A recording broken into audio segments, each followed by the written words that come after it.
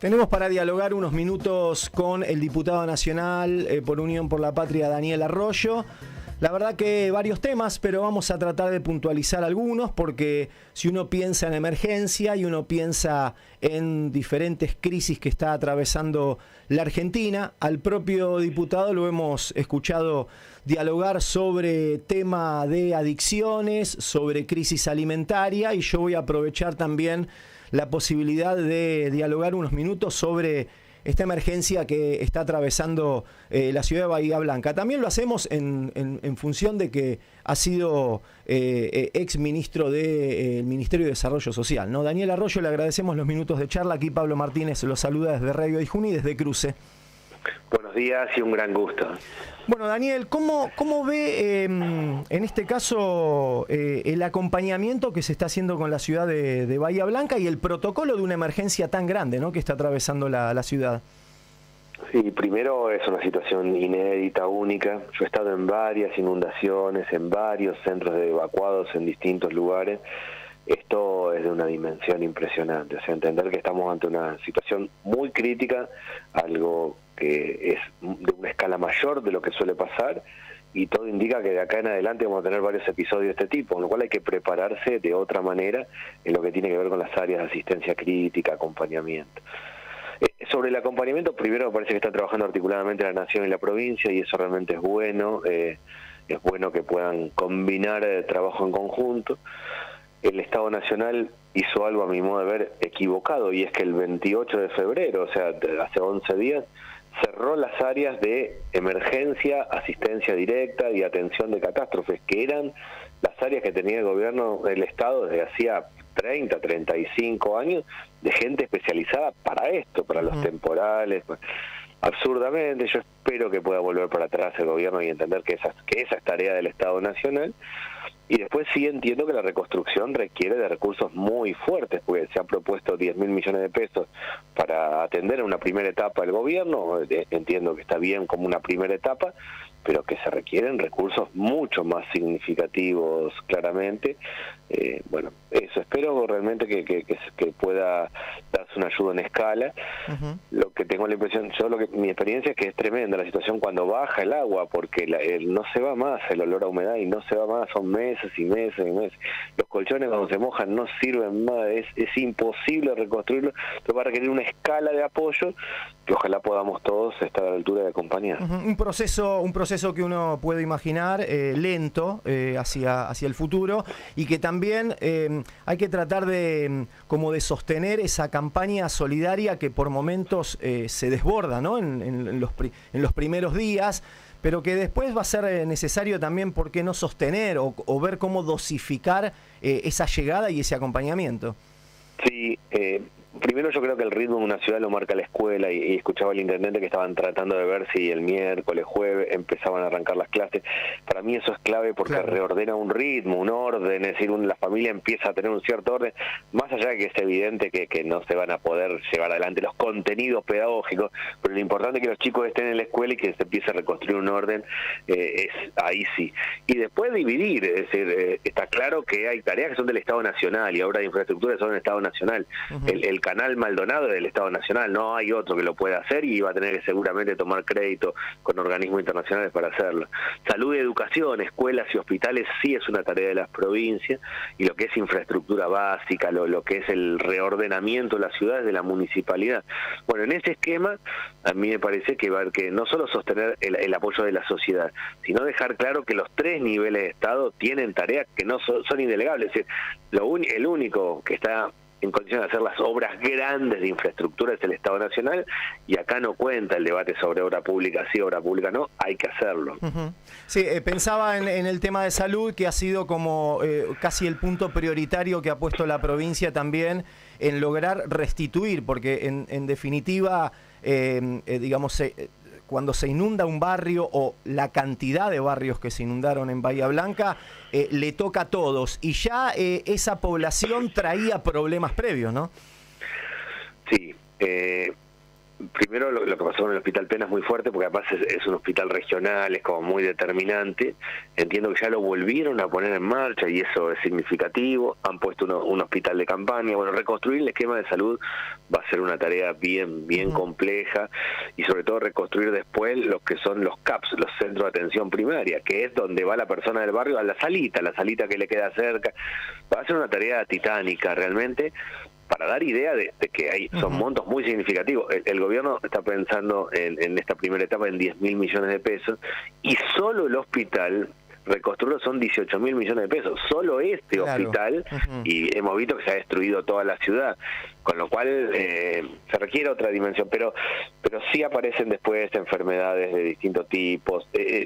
A mí siempre me ha impactado, pues yo después de las inundaciones he ido periódicamente a lugares que no se va más el olor de humedad, la sensación de que uno está viviendo y no respira bien nunca.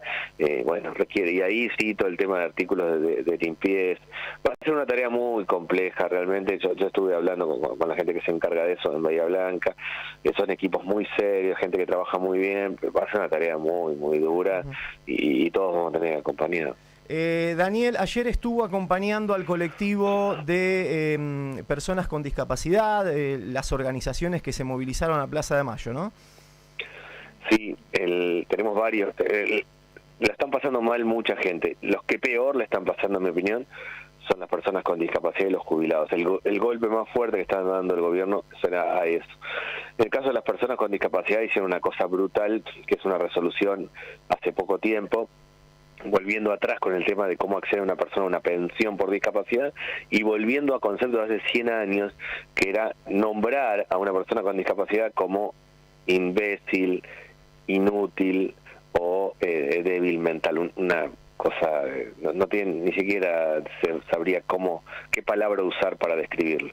Eso ha generado mucho dolor en las personas, pero no solo hay un problema de dolor y de lastimar a las personas con discapacidad, sino que además es perverso lo que están haciendo, que es volver a las pensiones por invalidez laboral y dejar un montón de gente afuera, personas con discapacidad.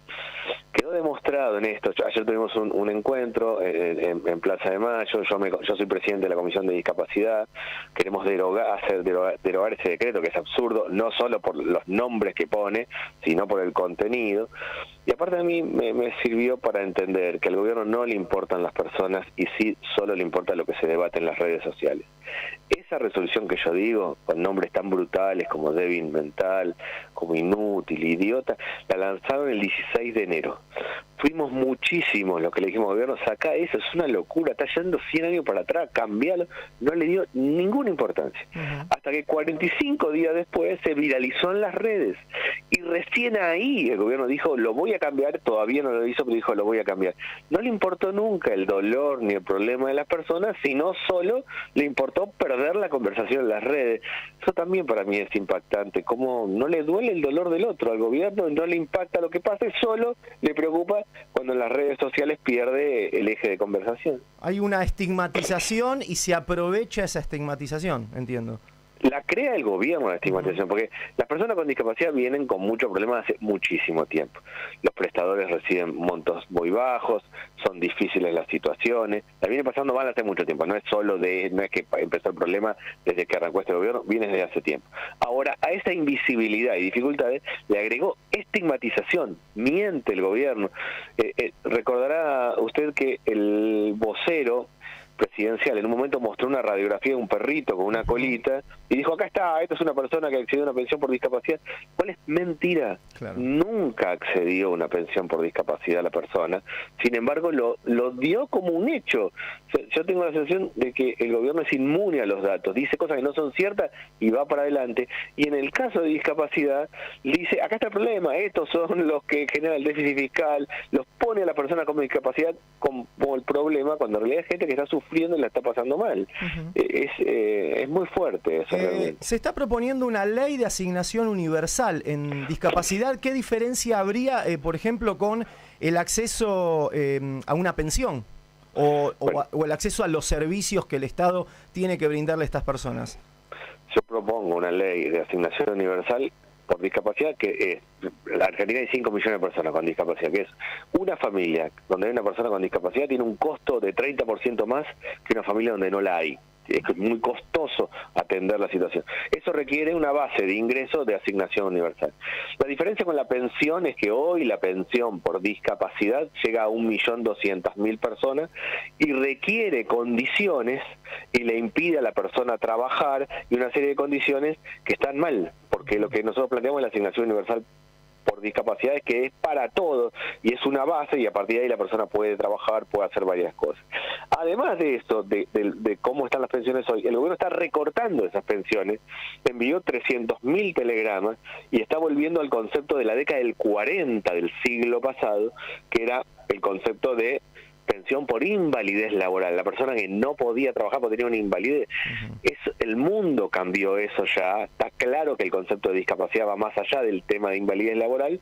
Si logramos una asignación universal por discapacidad, vamos a tener una base de ingresos de gran parte de las personas.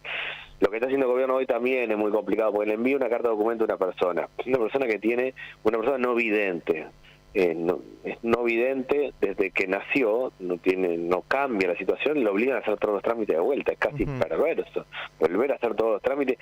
No me refiero solo a personas que tienen una discapacidad sostenida y permanente, y como tiene desactualizadas las bases, manda carta de documento. Un montón de gente no le llega porque se mudó, porque cambió porque alquila. A los 3 meses que no contesta la persona, pero no contesta porque nunca se enteró que le había llegado la carta de documento, le bajan la pensión. Claro, una cosa ya parece hecha mal a propósito. Bueno, el colectivo también ha destacado que incluso muchas personas se ven como abrumadas al recibir ya de por sí una carta de documento. ¿Qué sabe? Digo, una persona con todos sus problemas que tiene, recibe una carta de documento, no sabe qué hacer.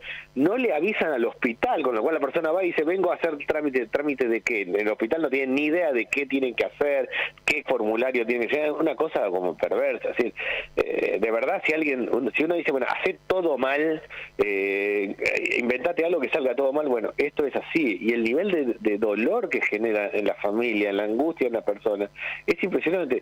E insisto, el gobierno no ve eso, solo cuando algo se viraliza en las redes sociales le preocupa, no el dolor de las personas. Y la última, Daniel, para dedicarle también unos minutos a una opinión, una mirada o a una preocupación también que sabemos que lo tiene bastante activo. El gobierno se ufana muchas veces, y la propia ministra Patricia Bullrich, de una batalla, una cruzada contra la droga, y muchas veces queda en retórica, queda ahí. ¿Qué situación de emergencia está observando respecto a adicciones y en este caso también a circulación de droga en los barrios en particular? Primero, es evidente que cada vez se vende más droga, eso no es que me parece a mí, es un dato objetivo, está creciendo la venta y el consumo de droga en los barrios, y para mí es la razón por la cual aumenta la inseguridad. Después hay otras causas más, pero primero es eso, es evidente que no se está cortando la venta de droga. En segundo lugar, nos faltan varias cosas, pero para arrancar, 400 centros de atención a adicciones. Una persona que tiene un problema, un joven, un chico, tiene un problema de adicción, la madre rebota en todos lados, no tiene dónde llevarlo, no hay lugares, no hay manera. Los hogares que trabajan y atienden el tema de adicciones están totalmente pasados, no saben qué hacer, sobrecargados, el Estado les paga tarde y nunca. Sí, me parece a mí que hay que hacer 3 líneas. Uno, hay que cortar la venta de droga, y cortar la venta de droga no es retórica, sino es en serio, hacer una política para cortar el proceso, porque es evidente que cualquiera consume y se vende más. Segundo, los centros de atención de adicciones, el acompañamiento, el proceso para poder entender a una persona con adicciones, cómo se reconstruye, de qué manera, qué es el rol de la familia, cómo tiene un lugar donde ir y acompañar. Y después, en tercer lugar, sí, a mí me parece que hay que hacer cambios estructurales con la escuela secundaria, porque si nosotros seguimos con esta escuela secundaria, si la mitad de los jóvenes siguen fuera de la escuela secundaria, el proceso se va a agudizar inexorablemente. El gobierno agarró ya un programa, un panorama muy complejo respecto a consumo de drogas. Lo pregunto porque las gestiones anteriores también intentaron muchas veces hacer un trabajo aquí sobre este tema. Tampoco a veces se puede medir con qué profundidad. No, claro, Ningún problema surgió hace 14 meses en Argentina. En el caso particular del consumo de drogas viene en un incremento sostenido de hace muchísimos años. No es que no había nada y ahora hay problemas, eso está claro. Lo que sí hay de diferente en este tiempo es que se fue el Estado. Entonces la gente se arregla como puede, a lo que le sale. El Estado paga tarde, no paga, a los centros de atención de adicciones o a las personas con discapacidad o a lo que fuera. Ahí tienen menos recursos en la salita y en cada lugar. Se va corriendo el Estado y la gente se va autoarreglando como puede. El crecimiento del consumo de droga y la venta de droga es sostenido hace mucho tiempo. Pero me parece, los que le peleaban a eso, que son la maestra en la escuela, la enfermera en la salita, el cura, el pastor, esos están destruidos hoy, porque no les alcanza, porque no tienen, porque están bajando los brazos, porque no aguantan. Esa es la diferencia, no es que el consumo de droga es de ahora y antes no. La diferencia que yo veo es que los buenos, los que le pelean, no tienen con qué y están agotados. Daniel Arroyo, le agradecemos los minutos de charla, dejamos la posibilidad de hablar en otro momento. Cuando ustedes quieran y buenos días. Buen día. Daniel Arroyo, lo escuchaste, diputado nacional por Unión por la Patria. Bueno, diferentes temas que pudimos abordar con opinión, también como lectura, en particular de cómo viene el proceso de acompañamiento a las familias afectadas, que son de a miles, se podrían contar, en Bahía Blanca. Temas también que estuvo acompañando, como en este caso presidente de la Comisión de Personas con Discapacidad en el Congreso Nacional en el día de ayer. Movilización que se hizo efectiva en la Plaza de Mayo. Le sumamos también algunos problemas que viene planteando incluso en sus redes sociales respecto a adicciones y consumo de drogas.